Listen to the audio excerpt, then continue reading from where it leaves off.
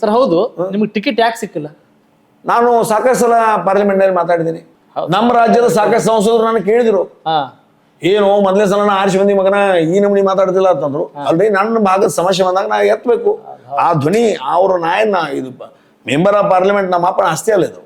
ಆ ಜನರ ಧ್ವನಿಯಾಗಿ ಬಂದಿದ್ದೀನಿ. ಜನರ ಧ್ವನಿಯನ್ನು ಎತ್ತದೇ ಹೋದ್ರೆ ನಾನು ಕೇಳ್ತಾರೆ, ಮಗನ ಅಲ್ಲಿ ಸಬ್ಜೆಕ್ಟ್ ಬಂದಾಗ ನೀವು ಮಾತಾಡಲಿಲ್ಲ ಯಾಕಂತ ಮಾತಾಡಿದ್ದೀನಿ. ಈ ನಮ್ಮ ಕರ್ನಾಟಕ ಕೆಲವು ಸಂಸದರು ಕೇಳಿದ್ರು, ನಾವು 15 ವರ್ಷ ಆಯ್ತು ಒಮ್ಮೆ ಮಾತಾಡಿಲ್ಲ, ನೀವು ಮೊದಲೇ ಸಲ ಇಷ್ಟು ಸಲ ಮಾತಾಡಿದ್ವಿ ಮಗನ ಅಂತ ಕೇಳಿದ್ರು ನನ್ನ. ನೋಡ್ರಿ ನಿಮಗೂ ಮುಂಜಾನೆ 6 ಗಂಟೆಗೆ ನೋಟಿಸ್ ಹಾಕ್ರಿ, ಕ್ವಶನ್ ಅವ್ರದಾಗ ಬರ್ತದ ಬಂದ್ರೆ ಮಾತಾಡ್ರಿ. ನಾ ಮುಂಜಾನೆ 5:15 ಅಂದ್ರೆ ನೋಟಿಸ್ ಆಫೀಸ್ ಮುಂದೆ ಇರ್ತೀನಿ. ನಾನು ಹೋಗಿ ಅವ್ನು ಕಾಡ್ತಿದ್ನ, ನಾವು ಶಿಪಾಯಿ ಬಗಲ ತೆಗಿಯೋಣಕ್ಕಿಂತ ಮೊದಲು ನಾ ಹೋಗ್ತೀನಿ.